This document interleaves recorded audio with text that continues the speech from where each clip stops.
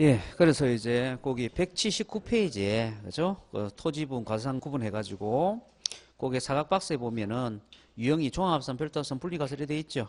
그리고 그 밑에 이제 참고해갖고 간단하게 이제 그 내용도 구분해놓고 있습니다, 그죠?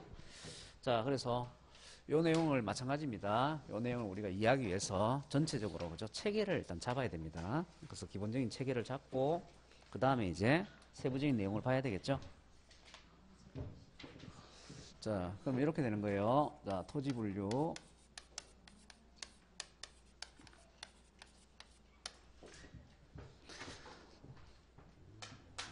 짧아서 안 되겠네.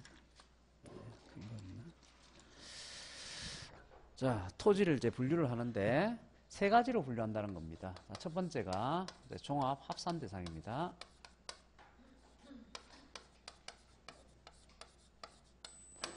네, 두 번째가 별도 합산 대상이에요. 그죠? 밑에다가 네, 별도 합산 대상. 자, 세 번째가 이제 분리 과세 대상입니다. 자, 분리 과세 대상.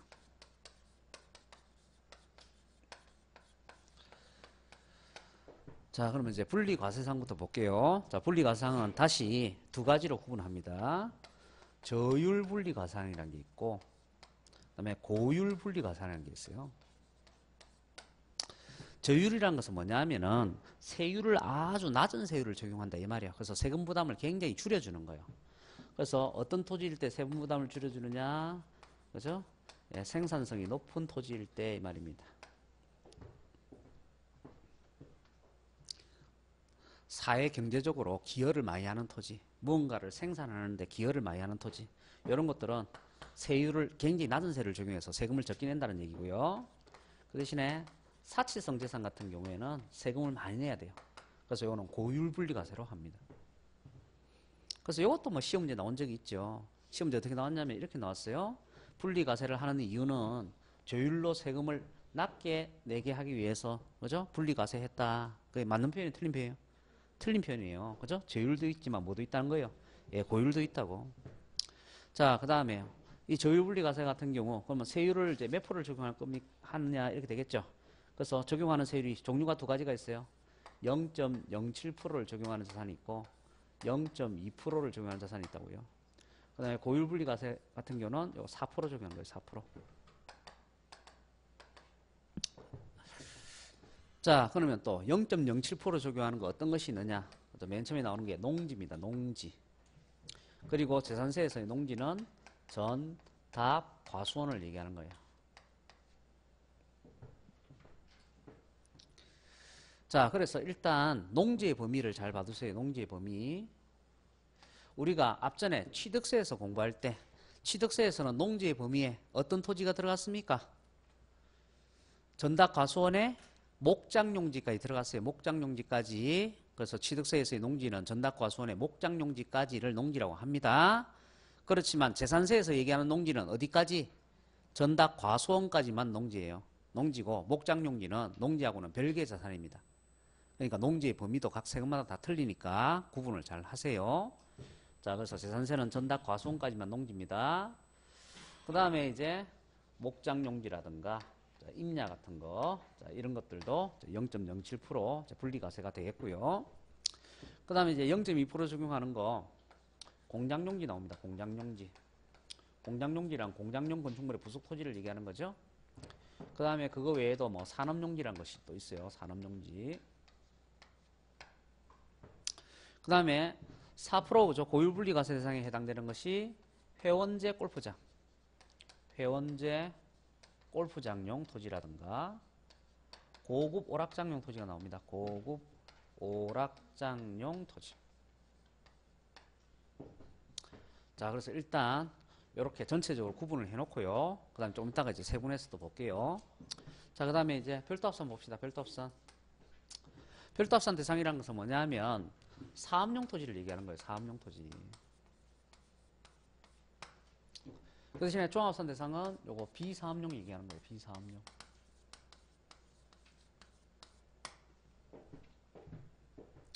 자, 별도합산 대상이라는 것은 사업용 토지를 얘기하는 거예요. 사업용 토지. 그럼 사업용 토지는 이제 어떤 것들이 사업용 토지냐? 첫 번째, 일반이라 하게 되면 주로 영업용이나 사무실용 얘기하는 거죠. 이용되는 건축물의 부속 토지입니다.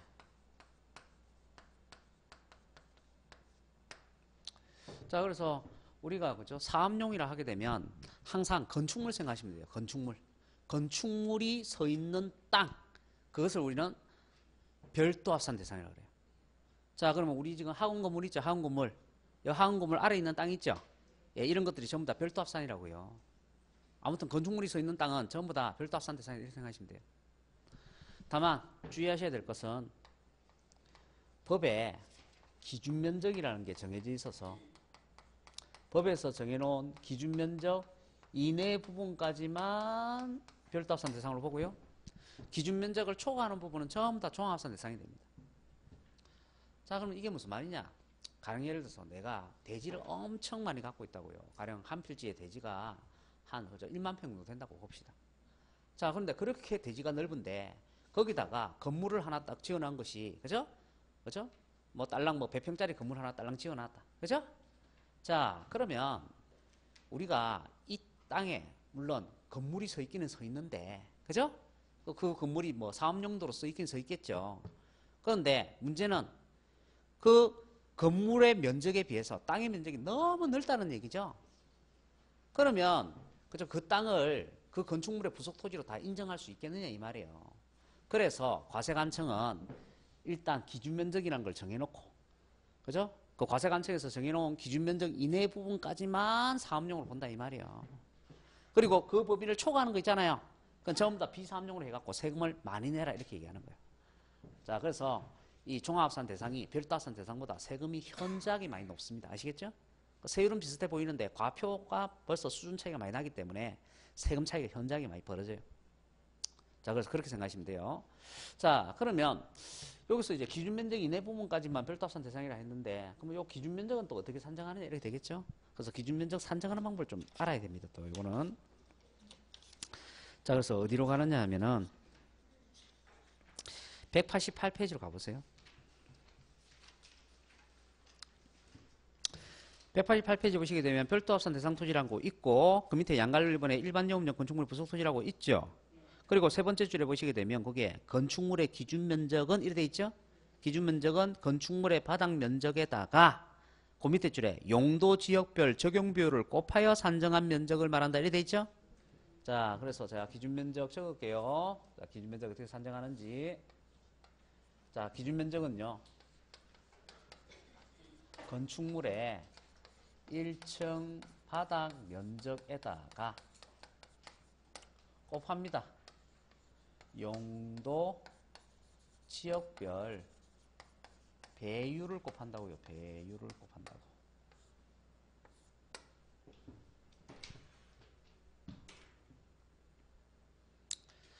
자, 그러면 지역별 배율은 또 어떻게 정해져 있느냐 이렇게 되겠죠. 그게 189페이지에 그게 맨 위에 도표가 나와요. 그래서 뭐 전용 주거지역이다 그러면 5배고 준주거지역 상업지역은 3배고 일반 주거지역과 공업지역은 4배고 녹지지역은 7배 미계획지역 4배 그 다음에 도시지역 외에 있는 지역 7배 이렇게 되어 있습니다.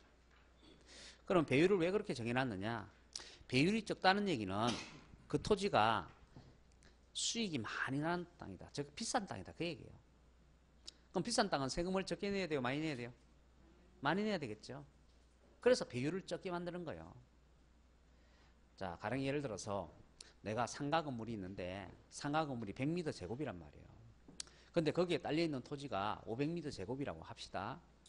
자, 그러면 상가 건물의 부속 토지 판단할 때 그죠? 이 상가 건물의 부속 토지는 일반 건축물의 부속 토지니까 별도 합산 대상이 돼야 되겠죠. 근데 거기서 정해놓은 기준 면적까지만 별도 합산 대상이 되고 기준 면적을 초과하면 종합합산 대상이 된다 그랬잖아요. 그러면 그 상가 건물이 가령 상업지역이 있다. 그죠? 그러면 몇 배까지만? 3배까지만. 자, 그러면 그 상가 건물이 100m 제곱이라면 3배면 얼마요? 300m 제곱까지만 어디로 갈 거예요? 별도 합산 대상이 되는 거고. 그 다음에 그 전체 토지가 500이라면 500 중에서 300을 뺀 나머지 200은 총합산 대상이 되겠죠. 그죠? 그런데 만일 거기가 전용 주거지역이다. 그 전용 주거지역이라면 몇 배까지면? 5배까지니까 그 땅 전체가 뭐가 돼요? 별도합산 대상이 될 거 아닙니까? 자, 그럼 별도합산 대상으로 많이 가면 많이 갈수록 어떻다는 얘기예요? 세금이 적다는 얘기예요. 그래서 배율이 적으면 그만큼 땅이 비싼 거다. 그 지역이 돈 되는 지역이다. 그 얘기 아시겠죠? 그러니까 세금을 많이 내라 그 얘기고, 그죠? 예, 그 대신에 배율이 크다는 얘기는 돈이 안 되는 지역이란 말이에요. 아시겠죠? 그래서 세금을 적게 내라는 얘기예요. 자, 그러면 그거 외우는데 다 외우기 힘드니까 일단 상업지역만 외우세요. 상업지역이 3배다. 그것만 외우세요. 일단 상업지역은 3배다. 나머지도 다 외우면 좋겠지만은, 그죠? 일단은 상업지역만 외워두십시오. 자, 그 다음에 두 번째, 일반 건축물의 부속 토지로 보는 토지가 있어요. 보는 토지. 또는 다른 말로 의제 토지, 간주 토지라 얘기하는데, 이것도 역시 기준 면적 이내 부분까지만 별도합산 대상이 됩니다. 자, 그래서 190페이지 보시게 되면 거기 양갈로 2번에 일반 영업용 건축물의 부속 토지로 보는 토지가 나옵니다. 자, 그러면 또 보는 토지라는 게 뭐냐? 의제 토지. 자, 그러면 제가 아까 사업용이라 하게 되면 건축물이 있는 땅을 생각하시면 된다 그랬죠? 자, 그런데 건축물이 없음에도 불구하고 사업용으로 이용됨이 명백하다. 또는 사업용으로 이용하는데 필수적으로 필요한 땅이다. 그죠? 그러면 그것이 전부 다 보는 토지라 해가지고 역시 별도합산 대상이 되는 거예요. 그럼 대표적으로 이제 어떤 걸 이제 예를 들냐면, 이제 우리가 자동차 운전학원 이런 거 제가 예를 듭니다. 자, 자동차, 뭐죠? 운전면허증을 따려고 운전학원에 가보시면 거기에 운전학원 이제 건물이죠, 건물. 그래서 건물이 세워져 있는 땅이 있고, 그 다음에 T자, S자 코스 연습하는 땅이 있어요. 그죠? 자, 그러면 코스 연습하는 땅에는 건축물이 서 있습니까? 안 서 있습니까? 안 서 있죠. 그렇지만 그런 코스 연습하는 땅이 꼭 있어야지만 자동차 운전학원이라는 사업을 운영할 수 있을 거 아닙니까? 이해되시죠? 자, 그래서 그렇게 코스 연습하는 땅, 이런 땅 같은 경우에는 건축물이 전혀 서 있지 않지만, 그죠? 예. 그 사업을 하는데 필수적으로 필요한 땅이란 말이에요. 그래서 그러한 땅도 전부 다 뭐로 본다고요? 별도합산 대상으로 본다고 이렇게 되는 거예요. 그죠? 자, 그러면 거기에 이제 종류가 굉장히 많이 나온다고요. 1번부터 시작해가지고 거기에 한 장 넘겨보시면 17번까지 나와요. 17번까지. 자, 근데 뭐 다 외우면 좋겠지만은, 그죠? 우리가 다 보기가 힘드니까 일단 개념만 잡아놓고 시험 문제 나온 것들 있잖아요. 그런 것들을 이제 확인만 할게요. 어떤 것이 시험 문제 나왔는지. 자, 그러면 시험 문제 나온 것들은 거기에 다 줄을 꺼놨어요. 줄을 꺼놨어. 그 줄 짝짝 꺼놨죠. 그 전부 다 그게 시험 문제 나왔다 이 말이야. 지문에 나왔다 이 말이야. 아시겠죠? 자, 그러면 그 중에서 제가 주요한 거 일단 3가지만 정리를 할게요. 첫 번째, 거기 1번에 보면은 여객자동차 운송 사업에 이용되고 있는 차고용 토지가 나옵니다. 차고용 토지. 그래서 이거 꼭 기억을 하시고, 시험 문제 자주 나온 거니까. 그 다음에 이제 2번에 보시게 되면 건설기계관리업에 의한 주기장 또는 옥외 작업장용 토지도 있고, 3번에 보면 자동차 운전 학원용 토지도 나와 있고, 그 다음에 그 옆에 8번에 보시게 되면 레미콘 제조용 토지도 있고, 그다음에 10번에 보시게 되면 박물관, 미술관, 동물원, 식물원 같이 야외 전시장용 토지도 있고요. 그다음 12번에 보시게 되면 법인 묘지용 토지가 나와 있네요. 자, 두 번째, 이것도 꼭 기억하셔야 되겠네요. 법인 묘지용 토지.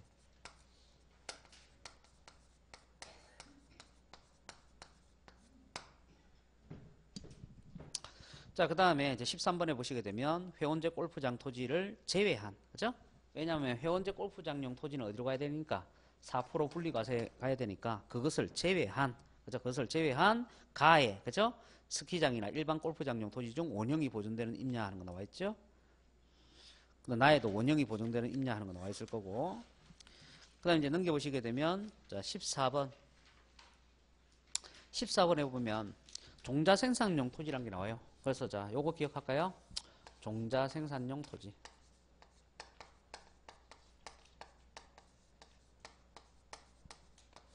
그래서 종류가 굉장히 많지만 우리는 기본적으로 요 3가지를 일단 기억을 하자는 얘기입니다. 자, 그 다음에 이제 봐야 될 것이 뭐냐 하면은, 그 다음에 봐야 될 것이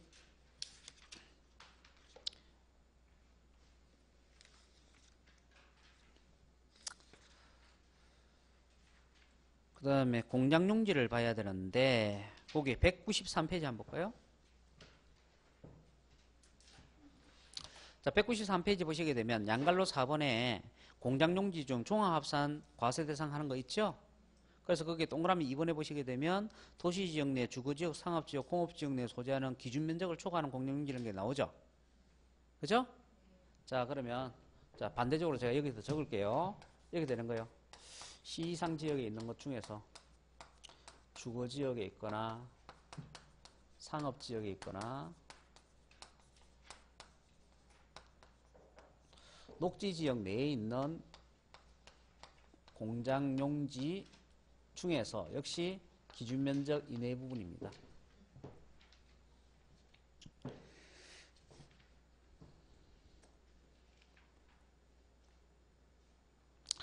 그래서 거기에 잘못 적혀 있는 거예요. 그 동그라미 2번 고치세요. 그거. 주거, 상업 다음에 공업지역 나와 있죠? 예. 그 공업지역을 하지 말고 녹지지역을 합시다. 녹지지역. 왜냐하면 물론 공업지역도 기준면적 초과하면 종합합산 대상이 되는 건 맞기는 맞는데 그런 의미에서 적어놓은 게 아니에요. 그 이제 별도 합산 대상하고 구분하라고 적어놓은 거기 때문에 자 이렇게 합시다. 예, 주거지역, 상업지역, 녹지지역. 그 틀린 말은 아니에요. 틀린 말은 아닌데 우리가 별도 합산 대상하고 구분하기 위해서 적어놔야 되기 때문에 그래서 녹지지역을 고치는 게 맞겠네요. 자 그럼 이렇게 되는 거예요. 주거지역, 상업지역, 녹지지역 내에 공장용지가 있다. 그러면 용도성 적합성이 없다는 얘기 아시겠죠? 그래서 용도성 적합성이 없으면서 그죠? 기준 면적 이내면은 요거는 뭐로 본다는 거예요? 사업용으로 본다는 거예요. 사업용. 아시겠죠?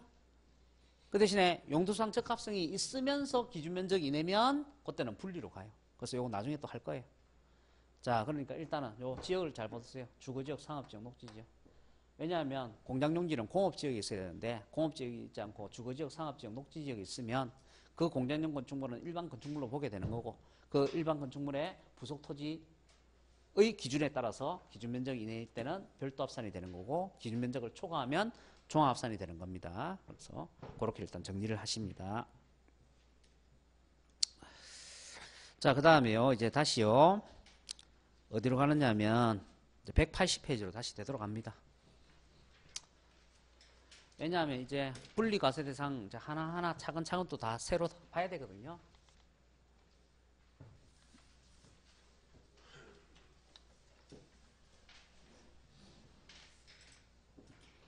자, 그러면 분리과세상 중에서 첫 번째 봐야 될 게 농지예요. 농지.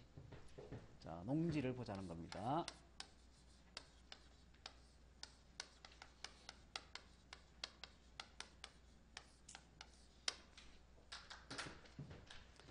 자, 그러면 여기서 일단 아주 중요한 개념이 나옵니다. 중요한 개념이. 농지는요, 개인 소유냐, 법인 소유냐, 요걸 구별을 한다는 거예요. 구별. 아주 중요합니다. 이거 꼭 기억하세요. 개인 소유인지 법인 소유인지 구별을 한다.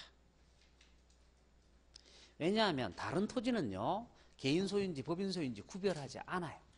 오직 농지만 구별하는 거예요. 농지만. 아시겠죠?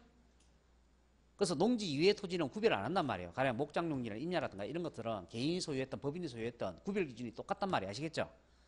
그래서 오직 개인 소유인지 그죠? 법인 소유인지 이렇게 구별해 갖고 구별 기준을 달리하고 있는 것은 오직 농지만 그렇게 해요. 농지만. 그래서 기본 개념을 잘 잡아야 돼요. 기본 개념을. 자, 그러면 요거는 개인 소유인지 법인 소유인지에 따라서 구별 기준이 달라지니까 이제 나눠야 되겠습니다. 자, 개인이 소유하는 농지 일대하고 그다음에 법인 및 단체가 소유하는 농지 일대하고 이렇게 갈라야 됩니다. 자, 그리고요. 개인이 소유하는 농지 일대는 어떤 땅이 분리과세 대상으로 가느냐 이러니까 그 농지가 용도상 적합한 지역에 있을 때 이 말이에요. 자, 그러면 용도상 적합한 지역을 또 외워야 되겠죠? 그래서 지역을 4개를 외우는 거예요. 군지역, 도시지역 외, 밖을 얘기하는 거죠. 도시지역 안이라 할지라도 개발 제한구역과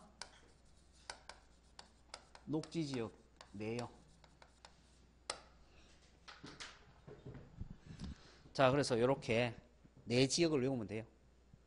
그런데 그죠? 별로 어렵지 않죠? 왜냐하면 뭐 이런 데 농사를 지어야 되겠구나 하고 느껴지잖아요. 가령 예를 들어서 주거지역이나 상업지역이나 공업지역 이런 데다가 농사를 짓는다 생각해봐요. 그죠? 자, 지금 여기에다가 아파트를 지어가지고, 그죠? 지금 몇 억씩 분양을 해갖고 수익을 내야 될 땅인데, 거기다가 내가 대파를 심고 있고, 상추를 심고 있고, 그죠? 그래서 그걸 길러갖고 시장에 판다고 생각을 해보자고요. 그러면 그 땅의, 그죠? 효율성이 얼마나 많이 떨어집니까? 그 비싼 땅에. 이해되시죠? 그래서 항상 땅이라는 것은 자기 용도에 적합한 용도에 이용을 해야 된단 말이에요. 아시겠죠? 그래서 만일 이 사람이 이렇게 넓은 땅을 갖고 있으면서 사업적으로 활용을 안 하고 만약 상추나 대파를 심고 있다. 그럼 과세관청은 어떻게 하느냐 하면 세금을 많이 내라 이거예요. 종합합산 대상으로 해가지고 세금을 많이 내라 이렇게 얘기한단 말이에요. 아시겠죠? 예, 그래서 자기가 암만 좋은 땅을 갖고 있더라도 어떻게 한다고요? 그 용도에 맞게끔 활용을 해야 된다는 얘기입니다. 자, 그래서 농지는 어떤 데서 이제 농지를 갖고 있어서 농사를 지어야 되느냐? 요 네 군데입니다. 군지역, 도시지역 외 개발제한국가, 녹지지역. 자, 그 대신에요. 법인 및 단체가 소유하고 있다. 그럼 원칙은 종합합산 대상이에요.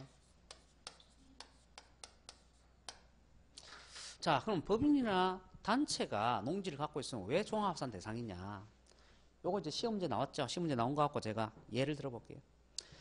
자, 롯데제과라는 과자 회사가 있습니다. 그 과자 회사에서 이제 농지를 사가지고요. 거기다가 감자를 심는다고, 감자. 자, 그러면 감자를 심어가지고 시중에 유통시킬 거냐? 그렇게 할 게 아니고요. 그 감자를 생산을 해가지고 그것을 가공을 해서 포테토 칩이라는 과자를 만들어서, 아시겠죠? 시중에 팔아서 상업적 수익을 낼 거예요. 자, 그러면 농지를 갖고 있긴 갖고 있지만, 그죠?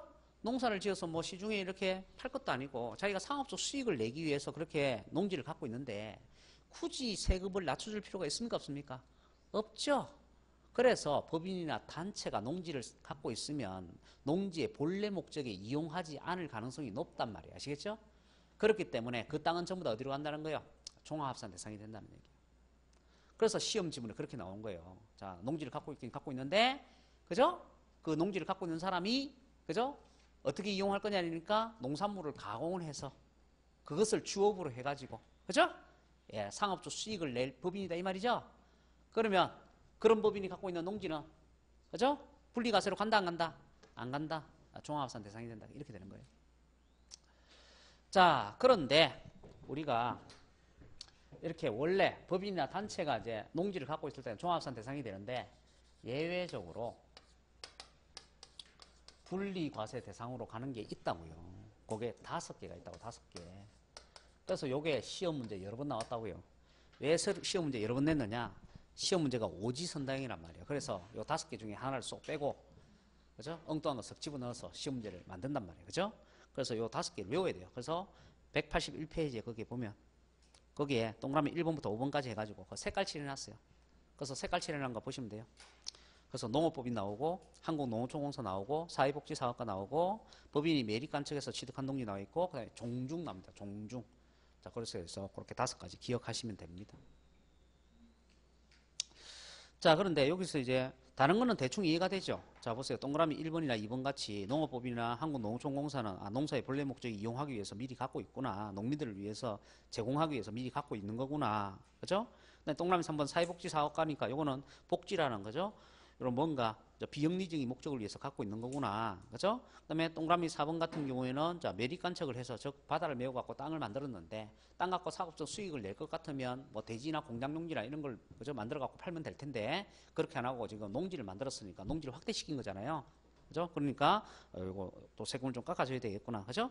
그런데 동그라미 5번에 종중은 왜 들어가 있느냐 이 말이에요. 종중은. 자, 종중이라는 것은 문중이에요. 문중. 그죠? 즉 그 성을 갖고 태어난 사람들의 집단, 가령 예를 들어서 내가 김해 김씨의 성을 갖고 태어났다. 그러면 나는 김해 김씨 종중에 자동가입이 되는 거예요. 아시겠죠? 그리고 탈퇴는 임의적으로 할 수가 없어요. 내가 김해 김씨 나 그만둘래요 이래 갖고 탈퇴가 안 된다고. 그래서 이제 탈퇴를 하려면 2가지 방법밖에 없는 거예요. 첫 번째는 성을 갈면 되죠. 나는 김해 김씨 하기 싫고, 그죠? 난 전주시 할란다. 그죠? 성을 갈면 돼요. 성을. 그죠? 예, 그렇지만 성을 갈면은 또 새로운 종중에 또 가입이 되는 거죠. 자동가입. 그죠? 그래서 이제 영원히 이제 그죠? 종중에서 떠나려면 사망을 하시면 되는 거죠. 사망. 예. 자, 어쨌든 그래서 이 종중 같은 경우에는 실제적으로 뭐 이게 뭐 비영리도 아니고 아시겠죠? 뭐 아무것도 아니란 말이야. 그런데 왜 종중이 갖고 있는 농지는 세금을 깎아주느냐? 그죠? 왜 깎아주겠어요? 아주 중요한 유권자이기 때문에 그렇다. 그죠? 예. 아니 농담이 아니고 진짜로요. 예. 그래서 중요한 유권자이기 때문에 그렇습니다. 우리가 이제 대통령도가 출마하잖아요. 그러니까 제일 많이 보는 게 뭐예요? 제일 첫 번째 보는 게 혈연이지, 혈연. 이 사람이 도대체 어느 김씨냐, 어느의 씨냐, 뭐 이런 거 따진단 말이에요. 아시겠죠? 이번에 문 대통령 당선됐잖아요. 아마 문 씨지만 웬만하면 다 찍었을 거라. 그렇죠? 그 혈연이 중요하다고요. 그 다음에 우리나라에서 또 중요하게 치는 게 뭐예요? 지연이죠, 지연. 얘가 경상도에서 태어났냐, 전라도에 태어났냐, 충청도에 태어났냐, 그죠? 그래서 뭐 전라도에 태어났다 그러면 거의 한 90%, 80%다 찍잖아요. 그죠? 예, 그래서 지연이란 말이에요, 지연, 우리나라에. 그러니까 지금은 많이 조금 희석돼 가지고 있지만. 그 다음에 세 번째가 뭐예요? 학연이 학연. 그죠? 대학교도 최고 대학을 나와야 돼. 서울대 이런데, 연고대 이런 데 나와야 된다고요. 이상한 고등학교 나오고 이러면 산억수 싫어한다고. 그죠? 예, 학연이란 말이에요, 학연. 그래서 우리가 사실은 이 세법은 정치적으로 억수의 영향을 많이 받습니다. 우리가 세법의 기본 원리에 따라서 다 과세가 될 것 같으면 아무 문제가 없죠. 세상에 아무 문제가 없어요. 근데 이게 돈하고 아주 밀접한 관련이 있기 때문에 정부가 어떤 성향이냐, 정치적으로 어떤 성향을 갖고 있느냐, 그죠? 또 미래에 대해서, 그죠? 또 정책을 어떻게 펼칠 것이냐에 따라 가지고 이 세금은 정권이 바뀔 때마다 급격하게 변한단 말이에요. 아시겠죠? 그래서 이게 정치적으로 아주 밀접한 관련이 있다 이렇게 생각하시면 돼요. 그래서 우리가 종중 같은 경우에는 농지를 소유하고 있든지 임야를 소유하고 있든지 종중은 세금 혜택을 주는 거예요. 아시겠죠? 그 다음에 이렇게 또 비슷한 것이 뭐냐면 비영리 사업자에 보면 정당이 들어가요. 정당. 자, 그럼 비영리 사업자는 정당은 왜 들어갈까요? 국회의원들이 지가 소속돼 있는 데가 정당이잖아요. 그러니까 당연히 자기가 소속돼 있는 데 세금을 적게 내야 될 거 아니에요. 이해되시죠? 그렇잖아요. 비영리 사업자에 종교가 들어간다고, 종교가. 그죠? 종교가 왜 들어가 있는 거예요? 종교가 비영리예요. 비영리는 무슨 비영리예요? 맨날 돈 거두고 있는데. 그죠? 절에 가면은 맨날 등 달고 뭐 하고, 그죠? 돈 내야 되고. 그죠? 또 우리가 뭐, 그죠? 뭐, 또 그리스도 이렇게 믿는다는 뭐 11조인가요? 아무튼 그런 것도 있잖아요. 다 헌금하고, 그죠? 근데 무슨 비영리예요? 다 그거 갖고 이제 절에 있는 사람 먹고 살고 교회에 있는 사람 먹고 사는 걸로 하는데 비영리 하려면 아예 그 영리를 목적으로 아예 돈을 안 받아야지. 자, 그래서 종교가 왜 비영리냐? 그죠? 종교가 왜 비영리예요? 중요한 유권자잖아요, 유권자. 그죠? 대통령 중에 아까 네 번째 요건이 바로 종교란 말이에요, 종교. 이 사람이 불교를 믿으면 불교 있는 사람 웬만하면 다 찍는단 말이에요. 그죠? 기독교를 믿으면 기독교 있는 사람 웬만하면 다 찍는다고. 그죠? 예, 그래서 종교가 비영리에 들어가 있단 말이에요. 그죠? 예, 그래서 그런 것이 이제 정치적으로 아주 민감한 사항들입니다. 자, 어쨌든 여러분이 이제 기억하셔야 되는 거. 자, 종중이 농지나 임야를 갖고 있잖아요. 그럼 전부 다 어디로 간다고요? 분리로 간다고요. 분리. 자, 그 다음에요. 182페이지에 그 보시게 되면 이제 목장용지 나옵니다. 목장용지.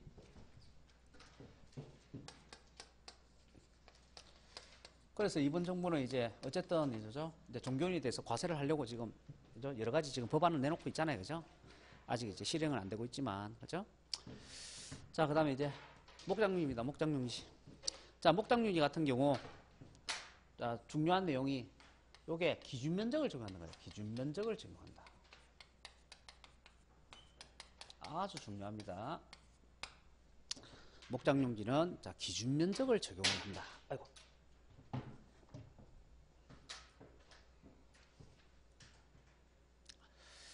자, 그러면요. 우리가 이 분리과세 대상 중에서 기준 면적을 적용하는 것이 두 개가 있단 말이에요. 자, 목장용지가 있고 공장용지가 있습니다. 자, 그러면 목장용지와 공장용지는 왜 기준 면적이라는 걸 적용하느냐? 왜 기준 면적을 적용하느냐?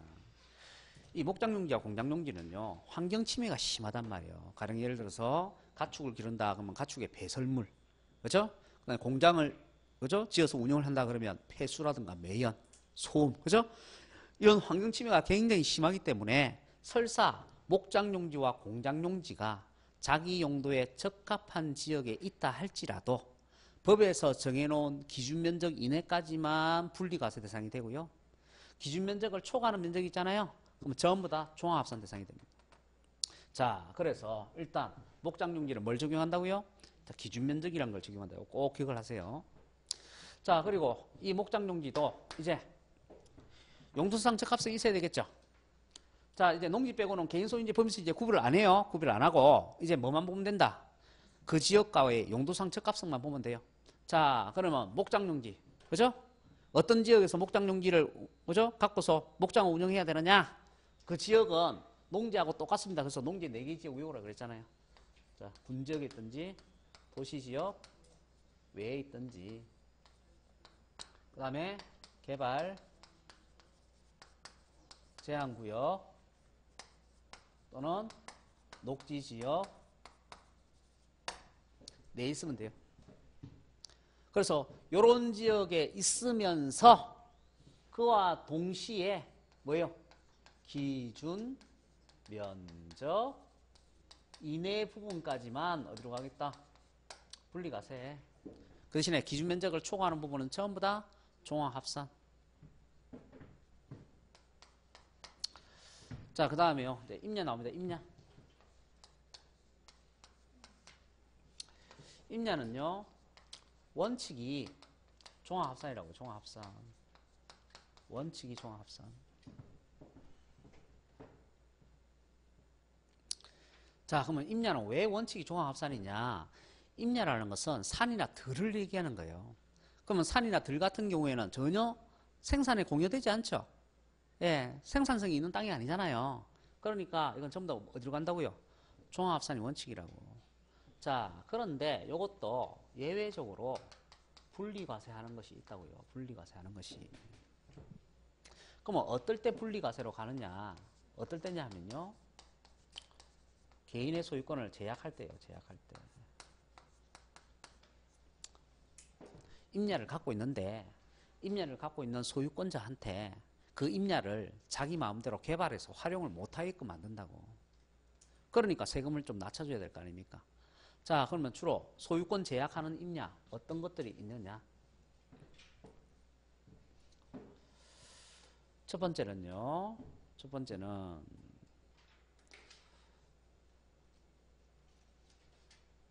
번째는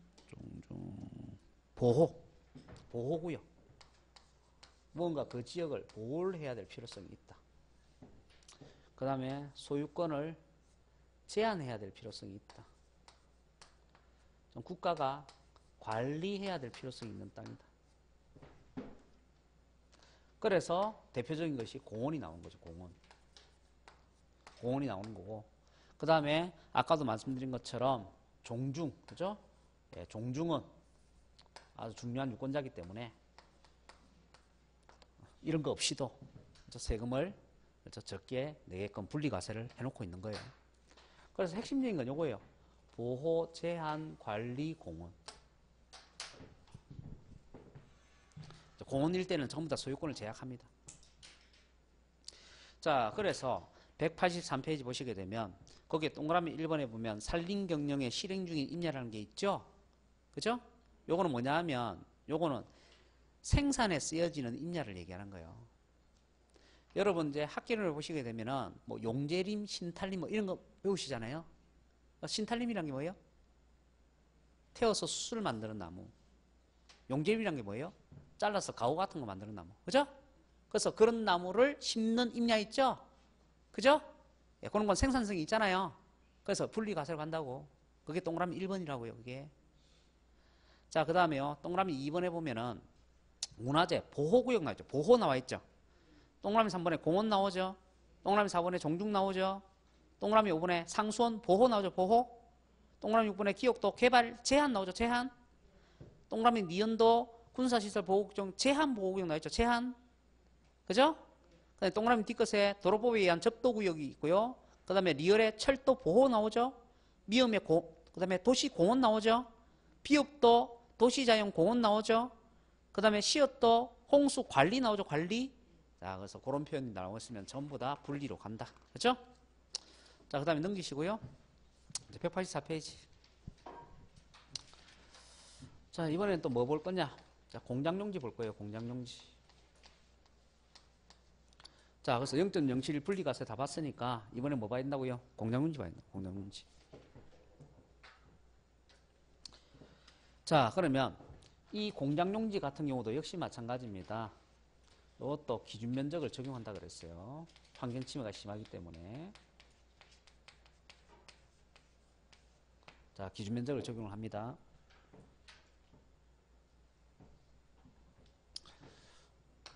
자, 그러면 공장용지가 용도상 적합한 곳에 있어야 되겠죠? 그래서 용도상 적합한 즉 군지역에 있든지, 그 다음에 도시지역 내에 있다 할지라도 산업단지에 있든지 또는 공업지역에 있어야 돼요. 자, 그래서 이런 지역에 있어야 용도상 적합성이 있다고요. 그래서 이런 지역에 있으면서 기준 면적을 초과하는 부분 있죠? 기준 면적 이내의 부분 있죠? 기준 면적 이내의 부분이 어디로 가는 거예요? 분리가세로 가는 거고요. 그 대신에 기준 면적을 초과하면 전부 다 어디로 가요? 네, 종합합산 대상이 되는 겁니다. 자, 근데 이 공장용지가 굉장히 특이하죠? 왜 특이하냐면, 자, 보세요. 목장용지나 임장 같은 경우에는 용도상 적합성이 없잖아요. 그러면 전부 다 무조건, 그죠? 기준 면적 상관없이 전부 다 어디로 가는 거예요? 종합으로 간단 말이에요, 종합으로. 요거는 기준 면적을 적용하는 것은 용산 적합산 지역이 있을 때 기준 면적 이내까지는 분리고 기준 면적 초과하면 종합이고. 근데 목장용지가 용산 적합하지 않는 곳에 와 있잖아요. 주거지역이나 상업지역이나 공업지역 같은 데 있잖아요. 그러면 그 땅은 전부 다 무조건 어디로 간다고요? 종합산이 된다고.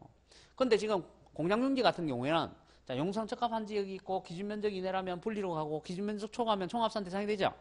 그런데 이렇게 용산 적합하지 않는 곳에 와 있다. 그죠? 그러면 그 땅 전부 다가 종합이 되는 게 아니고 용상 적합하지 않는 곳에 와 있으면 그때는 무엇과 똑같이 보기 때문에 일반 건축물의 부속 토지하고 똑같이 보기 때문에 기준 면적 또 일반 건축물에 대한 기준 면적을 적용해서 기준 면적 이내일 때는 별도로 하고 기준 면적 초과하면 종합으로 간다고. 자, 그러니까 공장용지는 분리도 있고 별도도 있고 종합도 있죠. 네, 굉장히 특이한 자산을 말이에요. 아시겠죠? 그래서 공장용지를 특히 잘 봐두셔야 된다. 그 얘기예요. 그래서 거기 184페이지에 거기 색깔칠한 부분에 그렇게 돼 있잖아요. 중간 색깔칠한 부분에 시지역의 공장으로서 산업단지 및 공업지역 내에 소재하지 않고 주거지역이나 상업지역 내에 소재하는 경우에는 공장이 아닌 뭐로 본다? 일반 건축물로 본다. 그래서 그 땅은 일반 건축물의 부속 토지가 되니까 기준면적 이내까지는 별도 합산이 되고 기준면적 초과하면 종합산이 된다. 그걸 설명하고 있단 말이에요. 자, 그 다음에 185페이지에 거기에 이제 산업용지 나와 있네요. 산업용지. 자, 그래서 이제 요거 산업용지 오는 거예요. 산업용지.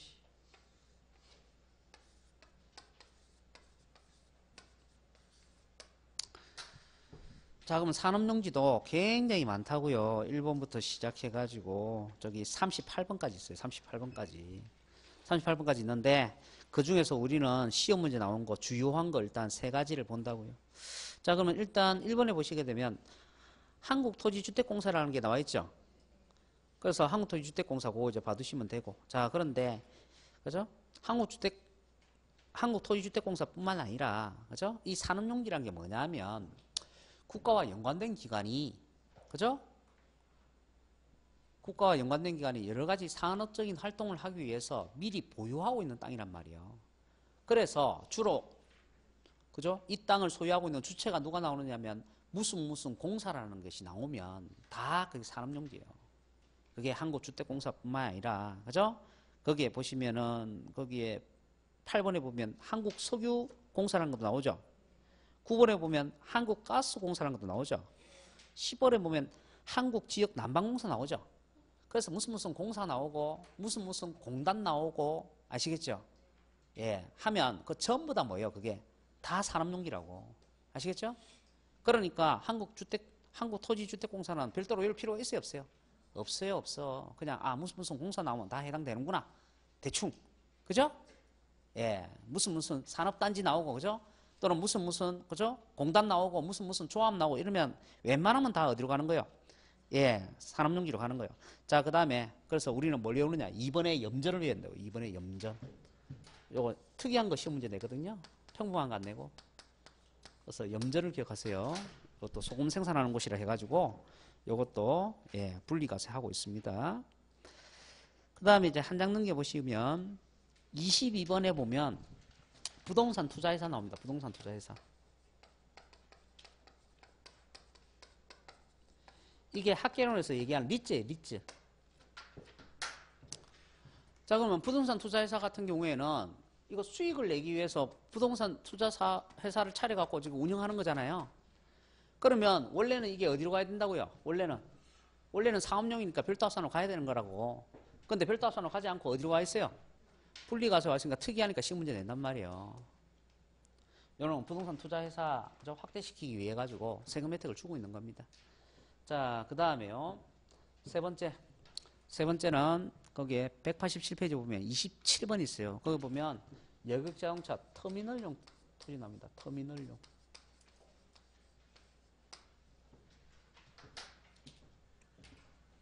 자, 그러면 일단 비교하셔야 되는 것이 요거 터미널용하고 그 다음에 요 차고용하고 요거 이제 비교하셔야 돼요. 터미널용하고 차고용하고. 그래서 여객자동차 터미널용 토지는 어디로 가고요? 분리과세로 가고 차고용 토지는 어디로 간다고요? 예, 별도합산 대상이 된다고. 그래서 꼭 두 개를 이제 비교하셔야 됩니다. 시험 문제 자주 뒤바뀌어서 출제를 하는 거고요. 자, 그 다음에요. 이제 회원제 골프장이나 고고락장 같은 거 이런 것은 전부 다 사치성이니까 4% 분리과세로 하는 거죠. 그게 이제 188페이지 맨 위에 보면 사치성 재산 해가지고 이제 골프장용 토지하고 고고락장도 나옵니다. 여기서 얘기하는 골프장이 그죠? 일반 골프장이 아니고 뭐예요? 회원제 얘기하는 거죠. 회원제. 자, 그렇게 하시게 되면은 이제 별도와 분리는 다 봤단 말이에요. 별도 분리 다 봤으니까 이제 종합 봐야 되겠죠. 그래서 192페이지 가시면 됩니다.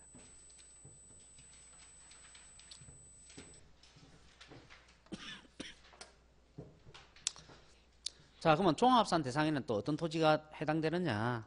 거기 양갈로 1번, 2번, 3번, 4번은 이미 앞에 분리와 별도에서 다 설명했던 거예요. 그래서 양갈로 5번 보시면 돼요. 양갈로 5번. 양갈로 5번 보시면 되면 기타 종합합산 과세상 해가지고 동그라미 1번에 지상 정착물이 없는 나대지 나와있죠. 나대지. 그죠? 그 다음에 동그라미 6번에 보면 잡종지 나와있죠. 잡종지. 그죠? 예, 그래서 나대지라든가 잡종지라든가 그 다음에 채비지라든가 보류지 같은 거 기억하시면 됩니다. 땅을 구체적으로 언급하는 건 요 네 가지밖에 없어요. 보통 요 네 가지만 언급을 합니다. 그 외의 것들은 잘 언급을 안 해요. 그래서 나대지, 잡종지, 채비지, 보류지 이런 것들 전부 다 종합산입니다. 채비지와 보류지에 대해서는 양도소득세 그때 설명할게요. 예, 공부도 좀 하시고 예, 그러고 나서 이제 들어야 좀 내용이 들어오겠죠. 자, 그 다음에요. 동그라미 거기에 2번에 보시게 되면 영업용 건축물의 부속 토지 중 기준 면적을 초과하는 토지 나와있죠? 자, 두 번째. 기준 면적을 적용하는 것들은 전부 다 기준 면적을 초과하는 토지 전부 다 종합산 대상이 되는 거죠. 자, 기준 면적 적용하는 것이 세 가지가 있어요. 별도합산 대상도 기준 면적을 적용을 하고 분리과세상 중에서 목장용지하고 공장용지도 기준 면적을 적용하죠. 근데 이렇게 기준 면적을 적용하는 토지들은 전부 다 기준 면적을 초과하는 면적은 전부 다 어디로 간다고요? 예, 종합산 대상이 된다고. 자, 그 다음에요. 동그라미 4번에 보면 무허가 위법적 건축물의 부속토지 나옵니다. 무허가 위법적 건축물의 부속토지.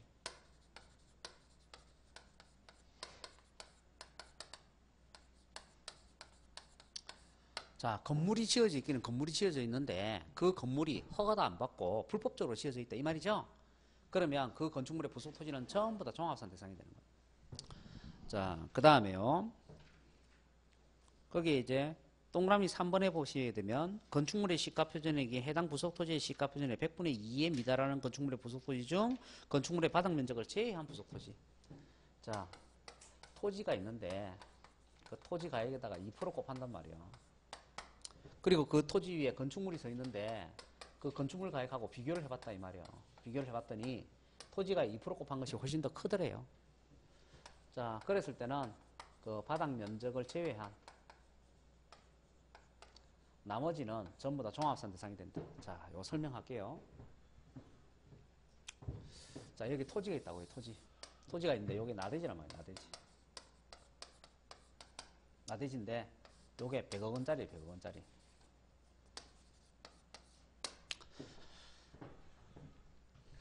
나대지라는 것은 나지와 대지의 결합이에요. 그래서 학교론 시간에 나지하고 대지 공부하시죠. 그죠? 대지는 뭐예요? 대지는 건축물이 세울 수 있는 땅, 건축물을 세울 수 있는 땅, 대지. 나지는요? 건축물이 없는 땅. 그러면 나대지는요? 건축물을 세울 수 있는 땅임에도 불구하고 건축물을 세우지 않고, 그죠? 있는 땅이 나대지죠? 그 얘기는 사업적으로 이용할 수 있음에도 불구하고 사업적으로 이용한다, 안 한다? 안 한다. 그러니까 종합산 대상으로 가야 된다. 그 얘기잖아요. 그죠? 자, 그래서 아까 제가 말씀드렸듯이, 그죠? 건축물을 세워서 별도합산 대상으로 이용하면 세금이 적을 텐데 건축물을 안 세우게 되면 종합산 대상이 되어서 세금이 많단 말이에요. 아시겠죠? 자, 그래서 세금을 좀 부담을 줄여주기 위해서 여기다 이제 건축물을 짓습니다. 이제 건축물을 지어놨어요. 여기 건축물. 자, 근데 요 건축물의 가액이 1억밖에 안 된대요. 1억밖에. 시가 표준액이. 자, 그러면 토지 가액에다가 2% 곱합니다. 2% 곱하면 2억이죠. 그 2억보다도 훨씬 더 적죠? 그죠? 자, 그러면 과세관청에서 생각을 해본다는 얘기예요. 아니, 땅을 지금 100억짜리 땅을 갖고 있는 사람인데, 그죠? 이 사람이 이제 건축물을 지어놨는데 허접하게 시가 표준액 1억밖에 안 되는 조리식 건축물을 지어놨다 이 말이에요. 그죠? 그럼 도대체 이 사람이 도대체 무슨 사업을 하길래 이렇게, 그죠? 허접한 건축물을 지어놨냐 이 말입니다. 그래서 과세관청은 어떻게 판단하냐면 이렇게 판단한단 말이에요. 자, 이 땅 위에 건축물이 하나도 없으면 종합산 대상에 대해서 세금이 많이 나오죠. 그래서 이 사람이 실제 사업을 하려고 하는 것이 아니라 세금을 회피하기 위해서 허접한 건축물을 올려놓은 거 아니냐 이 말이에요. 됐습니까? 자, 그래서 과세관청은 이렇게 합니다. 자, 이 사람의 그 바닥 면적 있죠? 건축물의 바닥 면적. 건축물의 바닥 면적까지는 사업용으로 인정해서 별도합산 대상으로 봐주겠대요. 근데 전체 면적에서 바닥 면적을 뺀 나머지 있죠? 나머지.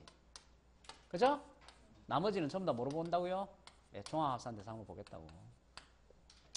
자, 그래서 바닥 면적까지는 뭐로 보고? 별도합산 대상으로 보고 바닥 면적을 제외한 나머지는 전부 다 어디로 간다? 종합합산 대상이 된다. 그죠?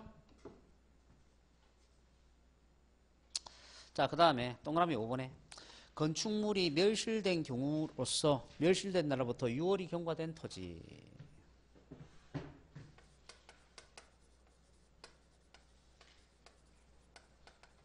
멸실 등기 후 6월 경과된 토지.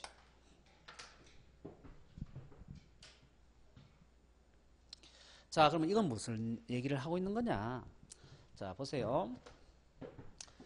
토지 위에다가 내가 토지 위에다가 이제 건축물을 지었는데, 자, 토지 위에다가 자, 건축물을 지었는데 이 건축물이 낡았다고.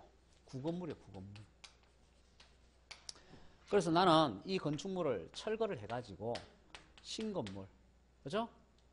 새로운 건물을 신축할 거라고, 신축. 자, 그러면 과세 기준이 언제냐면 매년 6월 1일이란 말이에요. 6월 1일. 6월 1일이 과세 기준이란 말이에요. 자, 그러면 이제 이 건물을 새로 지어서 사업을 할 사람이 딜레마에 빠집니다. 자, 어떤 딜레마에 빠지느냐? 가령 예를 들어서 내가 건축물에 대한 재산세를 내기 싫어서 5월 31일 날 이제 건축물을 철거를 하잖아요. 그러면 6월 1일 날은 건축물이 존재해야 안 해요? 안 하죠. 안 하니까 건축물에 대해서는 재산세가 없어요. 그런데 이제 그 토지는 뭐가 되어서? 나대지가 되어서. 그죠? 종합산 대상으로 세금을 내야 되죠? 근데 만일 토지에 대해서 세금을 적게 내려고 건축물을 계속 유지하고 있잖아요. 그러면 토지에 대해서는 별도합산 대상에 대해서 세금이 적죠. 그렇지만 건축물이 서 있으면 건축물에 대해서는 계속 재산세가 과세가 될 거 아니에요. 그죠? 그러니까 이 사업하는 사람 입장에서는 이러지도 못하고 저러지도 못하고 딜레마에 빠진다 이 말이에요. 아시겠죠? 자, 그래서 과세관청에서 어떻게 해주느냐? 만일 저 건물이 낡아서 저 건물을 철거를 해서 새로운 건물을 지어서 사업을 하고자 한다. 그죠? 그러면 건물 철거하고 나서 몇 월까지는? 6월 이내까지는 별도 합산 대상으로 봐주고. 아시겠죠? 그 대신에 6월이 경과될 때까지 건축 행위를 하지 않고 건축 허가도 받지 않고, 그죠? 뭔가 사업적으로 이용하려는 움직임이 전혀 없다 이 말이죠. 그럼 어떻게 하겠다고요? 예, 종합합산 대상으로 보겠다고요. 자, 그래서 건축물 철거해서 멸실 등기를 했어요. 그럼 멸실 등기하고 나서 몇 월까지는? 6월까지는 뭐예요? 별도 합산 대상. 6월이 경과되는 시점까지 건축 허가도 안 받고 건축 행위를 안 합니다. 그러면요? 예, 종합합산 대상. 자, 됐죠? 자, 그런데 이 사람이요, 건축 허가를 이제 받았어요. 이제 건축물을 새로 짓겠다. 그래서 새로운 사업을 하겠다. 자, 건축 허가를 받았습니다. 건축 허가를 받았는데 이 사람이 공사를 안 하는 거예요, 이제. 자, 그러면 과세관청은 또 어떻게 생각할까요? 이 사람 뭐 건축 허가만 받고 공사도 안 하고, 그죠? 이거 뭐 세금 회피하려고 지금 허가만 받아놓은 거 아니야? 이렇게 생각할 수 있겠죠? 자, 그래서 건축 허가 받고 나서 공사를 해야 되는데, 건축 행위를 해야 되는데, 건축 행위를 중단하고 나서 역시 6월이 지나게 되면 역시 종합합산 대상으로 보는 거예요. 아시겠죠? 자, 그러면 이제 이런 거 생각해 보세요. 자, 아파트 경기가 굉장히 좋아가지고 이제 건설업자들이 아파트를 막 짓습니다. 그런데 어떤 건설업자는 막차를 타요, 막차. 그죠? 그래서 이제 경기가 이제 좀 있으면 꺾일 건데 계속 이제 잘 될 줄 알고 이제 어떻게 하는 거예요? 아파트 이제 분양에 나서는 거죠. 근데 자기가 막상 이제 건물을 짓기 시작할 때쯤 보니까 이 점점 경기가 꺾여가지고 자기가 아파트 한 2년 후쯤에 완성되고 나면 미분양 사태가 날 것 같아요. 그러면 아파트를 완공할 필요가 있어요, 없어요? 없잖아요. 괜히 완공해놓으면 헌집되잖아요, 헌집. 자, 그러니까, 그죠? 이제 공사 기간을 갖다가 연장을 시켜야 된단 말이에요, 연장. 그죠? 자, 그러면 쇠가 빠지게 막 이제 건물 짓고 할 필요 없잖아요. 자, 그런데 문제는 공사를 중단하고 나서 몇 월이 지나게 되면 6개월이 지나게 되면 그 땅을 과세관청에서 평가할 때 별도 합산 대상이 되는 게 아니고 뭐가 된다고? 종합합산 대상이 된다고. 아시겠죠? 그러니까 6개월에 한 번씩 공사를 해야 될 거 아니에요. 그죠? 그래서 6개월에 한 번씩 와서, 그죠? 예, 땅을 파헤치고 그냥 간다 이 말이에요. 그죠? 예, 공사는 계속 어쨌든 유지를 해야 되니까 공사를 계속 유지를. 아시겠죠? 그렇게 해야 그 땅이 별도 합산 대상이, 종합합산 대상이 안 되고 뭐가 된다고요? 별도 합산 대상에 대해서 세금을 적게 낸다고. 아시겠죠? 예, 그래서 6개월에 한 번씩 와서 포크린이 땅을 해짓고 간다 그 얘기입니다. 자, 그래서 그런 것들이 전부 다 무엇과 관련이 있다? 그렇죠? 세금하고 관련이 있는 거죠. 자, 그렇게 해서 종합합산 대상도 정리를 하시고. 자, 그 다음에 이제 한 장 넘겨보시게 되면 뭐 나옵니까? 납세무자 나와 있죠. 자, 그래서 납세무자 잠시 쉬었다 합시다. 예, 10분 쉬었다 하도록 하죠.